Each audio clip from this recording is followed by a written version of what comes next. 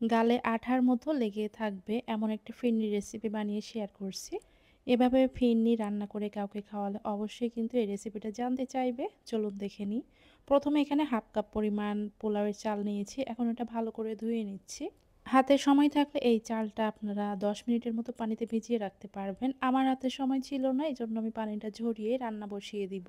ফিরনি রান্না করতে তো লাগবে আমাদের গরুর দুধ। তো গরুর দুধ আসলে শহর অঞ্চলে কিন্তু পাওয়া অনেক কষ্টের ব্যাপার। স্ক্রিনে দেওয়া পেজ থেকে আমি এই গরুর দুধগুলো অর্ডার করেছিলাম, আর বাসায় কিন্তু সচরাচর আমি এই দুধটাই ব্যবহার করে থাকি। এটা অরিজিনাল খাঁটি গরুর দুধ। আপনারা চাইলে ভাইয়াদের পেজে যেয়েও কিন্তু তাদের রিভিউগুলো দেখে নিতে পারবেন। পুরো ঢাকা শহরের ভিতরেই এই দুধটা ডেলিভারি করা হয়। তো এখানে এই যে আমার চালটা কিন্তু ধুয়ে দিয়ে দিয়েছি পাত্রে, আর এখানে ১ কেজি পরিমাণে দুধ দিয়ে দিচ্ছি। অনেকে আবার জিজ্ঞাসা করতে পারে এই গরুর দুধের কেজি কত করে? কেজি মানে লিটার, এখানে হচ্ছে ১০০ টাকা লিটার। আর আপনারা যত লিটার ইচ্ছে তত লিটারই কিন্তু অর্ডার করে দিতে পারবেন। দুধ আর চাল এখন একসাথে দেওয়ার পরে আমি এটা সিদ্ধ করে নিয়েছি। বেশ ভালো মতো সিদ্ধ হয়ে গেলে এরপর একটা চামচ দিয়ে আমি একটু ম্যাশ করে নিচ্ছি। দুধ দেখেই বুঝতে পারছেন এটা কত বেশি ঘন। আপনারা এমন ঘন দুধ পেতে চাইলে অবশ্যই মিল্ক ওয়ে এই পেজ থেকে অর্ডার করে দিতে পারবেন।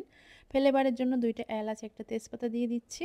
যারা এলাচের ফ্লেভার পছন্দ করে না তারা এটা স্কিপ করতে পারবেন। সেই সাথে ১.৫ টেবিল চামচ কাজু বাদাম কুচি দিয়ে দিচ্ছি।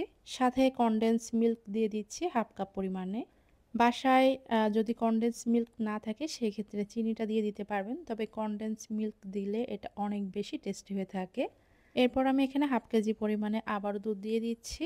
হাতের নাগালে যদি গুঁড়ো দুধ থাকে সেক্ষেত্রে এখানে গুঁড়ো দুধ দিয়ে দিতে পারবেন। আমি এখানে হাফ কাপ পরিমাণে দিয়ে দিয়েছি। স্বাদ মতো একটু লবণ দিয়ে দিচ্ছি। কাজু বাদাম, কাঠবাদাম বা চীনা বাদাম, যে বাদামটা হাতের নাগালে পাবেন সেটা অল্প একটু গুঁড়া করে দিয়ে দিলে হয়ে যাবে। এখন আমি এটা মিডিয়াম আঁচে রেখে ঘন করে নিব।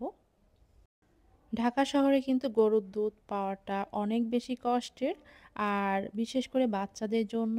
তো বাজারের কেনা যে দুধটা পাওয়া যায় সেটা অনেক সময় কিন্তু ক্রিম উঠিয়ে নেয়, আর এই দুধটাও কিন্তু ক্রিম ছাড়া।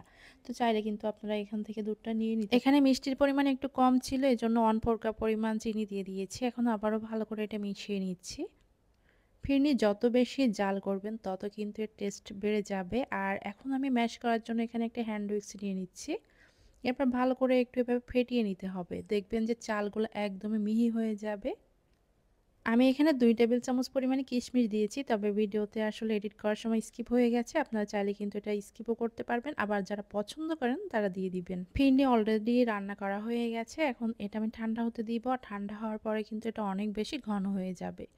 এই যে দেখেই বুঝতে পারছেন ফিরনিটা কিন্তু হয়ে গেছে, আর এটা ঠান্ডা করার পরে দেখাচ্ছি। বাসায় কোনো দাওয়াতের অনুষ্ঠান বা হঠাৎ কোনো গেস্ট আসলে এভাবে করে ফিরনি রান্না করে দিয়ে দিতে পারবেন। আশা করছি আমার পুরো রেসিপিটা আপনাদের কাছে ভালো লেগেছে। নতুন কোনো রেসিপি নিয়ে আবার চলে আসবো। সবাই ভালো থাকবেন। আল্লাহ হাফেজ।